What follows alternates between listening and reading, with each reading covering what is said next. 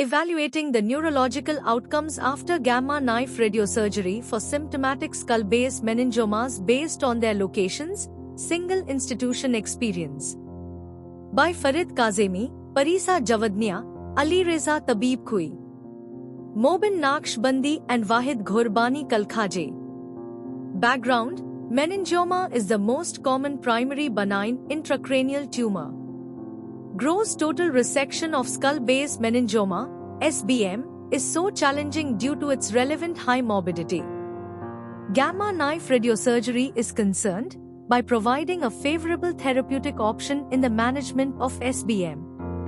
Aim: this study aims to evaluate the neurological outcome after GKRS as an adjuvant or primary treatment for SBM according to their locations.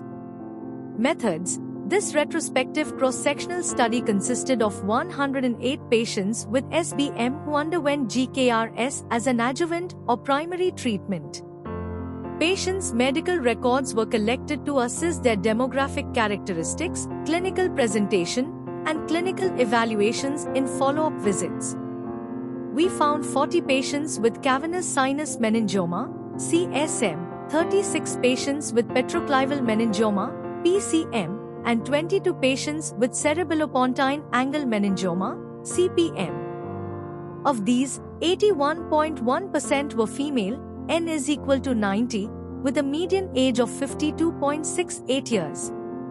Statistical analysis was performed using the chi-square test to evaluate the relationship between the duration of symptoms, age, gender, modality of GKRS, fractionated or not fractionated, and tumor size change on the likelihood of improvement and deterioration of neurological symptoms. The mean tumor volume was 4.5 cubic centimeters and the mean marginal dose was 13 GY. Results: tumor control was achieved in 96.4% of patients at a median follow-up of 38.4 months. Overall, 17 of 108 patients, 15.6%, report improvement in their neurological symptoms. The majority of neurological symptoms were related to tumors which were located in the cavernous sinus 36%, petroclival region 32.4%, and CPA 19.8%, respectively. Patients with CPM demonstrated lower rates of neurological symptom improvement compared to patients with PCM and CSM. Deterioration of neurological symptoms after GKRS developed in 11 patients, 10.1%, which was more reported by patients with CSM than the others. The most improvement in cranial nerve deficit was in CN6, 5, and 8 among patients with CSM, PCM, and CPM respectively. Conclusion: GKRS is acceptable as a primary or adjuvant treatment for SBM by providing an appreciable rate of improvement in neurological symptoms.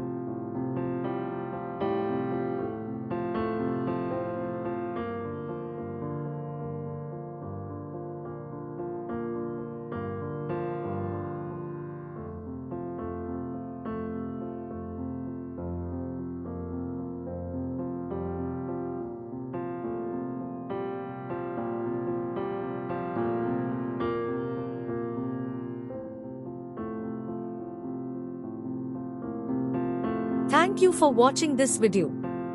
Please subscribe our channel for watch more scientific research videos.